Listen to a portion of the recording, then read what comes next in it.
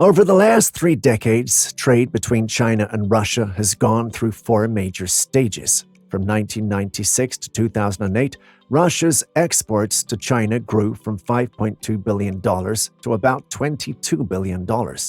During the same period, Russia's imports from China jumped from $1.7 billion to roughly $30 billion.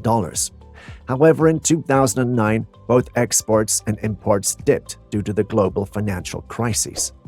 Between 2010 and 2014, things picked up again, with exports reaching around $40 billion and imports climbing to about $50 billion. But in 2014, after Russia took over Crimea, it faced numerous sanctions and its global trade suffered. Despite this, trade bounced back, and by 2019, Russia's exports to China had risen to $60 million, with imports recovering to about $50 billion. The last 3 years have been particularly notable. Since Russia invaded Ukraine in early 2022, trade with China has skyrocketed. By the end of 2023, exports had soared to $129 billion, and imports from China had increased to $111 billion. Between 2021 and 2023, Russia's monthly sales to China were dominated by crude oil, making it the top export category. This was followed by oil products, pipeline gas, liquefied natural gas, coal, and various other products. On the import side, the biggest category for Russia from China was machinery, essentially manufactured goods. Electronics, covering a range of products, came next, followed by vehicles and then a mix of other goods. If we look at the bigger picture, setting aside the immediate aftermath of the Ukraine invasion, which disrupted trade with Russia, you'll notice a clear upward trend in the amount that Russia is importing from China. Back in 1996, China was a relatively minor player in Russia's trade, accounting for just 5.6% of Russia's total exports. Today, that figure has jumped significantly to 30.5%. This means nearly one-third of all revenue Russia gains from its exports now comes from China. On the import side, the shift is even more pronounced. In 1996, China made up only 2.2% of Russia's total imports. By the end of 2023, this number had surged to 36.5%, indicating that more than one-third of Russia's spending on imports is with China. This major shift underscores China's critical role in Russia's international trade, not only as a key destination for Russian exports, but also as a major source of imports. China has become an important partner for Russia in acquiring products across a broad range of sectors. Looking at the reciprocal relationship, back in 1996, Russia represented 3.7% of all goods China imported. This figure has modestly increased to 5.1% by today. While there has been a significant rise in the volume of goods Russia exports to China, this increment is relatively small in the context of China's vast economy, which imports from a diverse array of global markets. As such, the share of goods China sources from Russia has only risen by 1.4%. For China's exports, the scenario was somewhat similar. In 1996, Russia accounted for just 1.1% of China's export income. This has grown to 3.3% today, marking a noticeable increase, but still representing a small fraction of China's total export earnings. This reflects a fundamental asymmetry in the trade relationship. Russia is much more dependent on China than China is on Russia. In a crisis, it would be far easier for China to replace 3 to 5% of its imports or exports than it would be for Russia to substitute 30 to 36% of its trade. At the end of 2023, the Biden administration announced its intent to target financial institutions that facilitate payments to Russia, warning them of potential secondary sanctions. Secondary sanctions mean that if a financial institution is caught dealing with sanctioned Russian entities, they could face the same penalties as those entities. This puts significant pressure on large financial institutions, especially Chinese banks, as they risk losing all business with Western countries. Considering the minimal amount of business Chinese banks conduct with Russia compared to the rest of the world, these institutions are understandably reluctant to jeopardize their global operations for the sake of facilitating payments to Russia. Some Chinese financial institutions have employed middlemen and smaller banks that aren't directly tied to the larger banks to continue these transactions discreetly. Following Vladimir Putin's visit to China in May 2024, several specially authorized banks were established in border regions near Russia. These banks allow Russian firms to open non-resident accounts, a critical development since the Shanghai branch of the Russian bank VTB was sanctioned. Originally, the VTB branch in Shanghai acted as a bridge for significant financial transactions between Russia and China. However, with this branch now sanctioned, any dealings with it carry the risk of secondary sanctions. The U.S. Treasury recently announced adjustments to the sanctions targeting key Russian banks such as VTB and Sberbank. These adjustments now extend to branches and subsidiaries located in China, India, Hong Kong, Kazakhstan, and other international locations. The goal of this expansion is to prevent these institutions from processing future payments. Intermediaries on behalf of Russian companies have been using banks in border regions in order to deal with these stringent measures.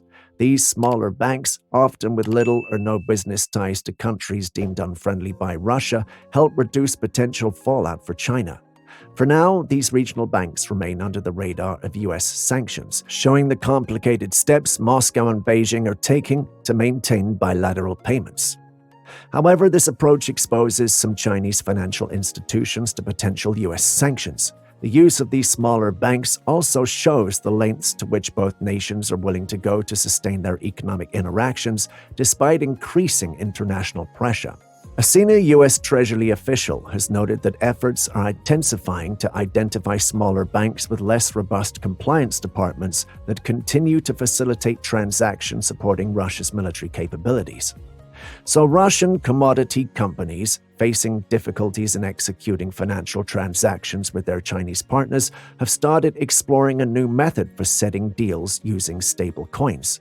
Some metal producers are now using Tether Holdings Limited stablecoin, USDT, and other cryptocurrencies to complete cross-border transactions with primarily Chinese clients and suppliers.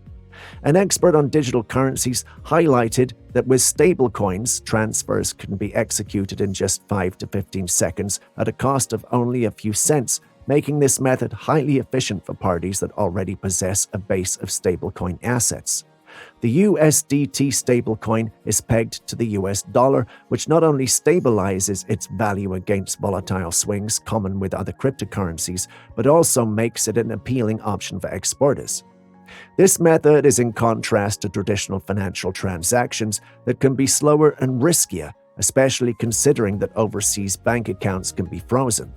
Some unsanctioned companies have had to open dozens of accounts in different countries only to see them frozen one after another. Using cryptocurrencies for payments has become a strategy for countries facing international sanctions. For example, transactions involving cargo from Venezuela, which boasts the world's largest proven crude oil reserves, are increasingly conducted using Tether. Many of these deals, often at significant discounts, are facilitated through intermediaries based in Dubai. This shift also shows a change in the stance of Russia's central bank towards cryptocurrencies. Initially, the bank considered a complete ban on the use and creation of cryptocurrencies. However, in November, the governor of the Bank of Russia, Elvira Nabiullina, told Parliament that she supports experimenting with cryptocurrency payments for international transactions. The Russian regulator has informed financial institutions that cryptocurrency payments are permissible only for cross-border transfers and advised that such transactions should not be publicly advertised. Recent reports suggest that Russian lawmakers are contemplating legislation to create a legal framework for using stablecoins in international transactions. The central bank has also noted a significant increase in cryptocurrency activities among Russians in recent quarters. Crypto-linked banking services are also expanding in Russia, with Rosbank becoming the first Russian lender to initiate cross-border payments with cryptocurrency for businesses in June 2023. Since then, other banks have begun offering similar services, marking a significant shift in Russia's financial strategies due to ongoing international pressures.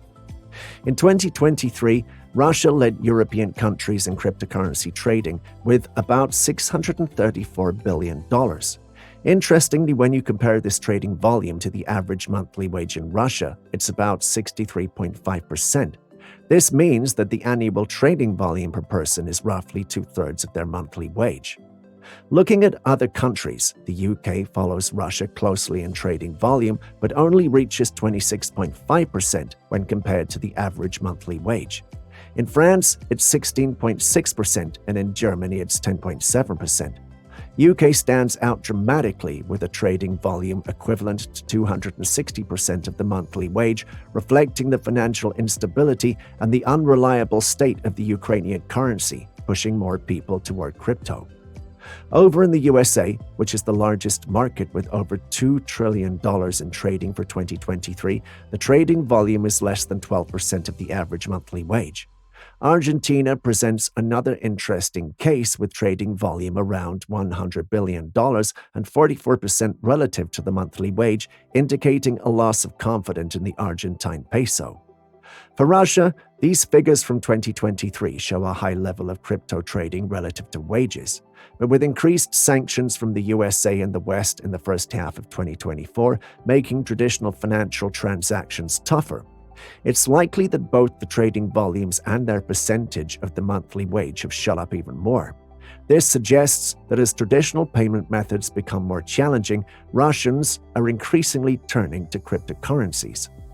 The US and the UK are investigating over $20 billion in transactions linked to Russian businesses and individuals using cryptocurrency, focusing on a Moscow-based virtual exchange named Garantex. This action follows sanctions against Garantex by both countries, accusing it of supporting financial crimes and illegal transactions in Russia. The Biden administration has kept a close eye on crypto exchanges like Garantex since the conflict began, and the large amount of money involved in these transactions suggests a major breach of sanctions. Tether, the cryptocurrency used in these transactions, is designed to have a stable value equivalent to the US dollar and is the most traded cryptocurrency in the world with over 100 billion coins in circulation. This case underlines the ongoing challenges in regulating digital currencies, especially in situations involving international sanctions and conflicts. In response to inquiries about the US-UK investigation, Tether Holdings, the creator of Tether, stated that it has frozen all assets of entities with addresses on the US sanctions list. The company emphasized, "With Tether, every action is online, every transaction is traceable, every asset can be seized, and every criminal can be caught.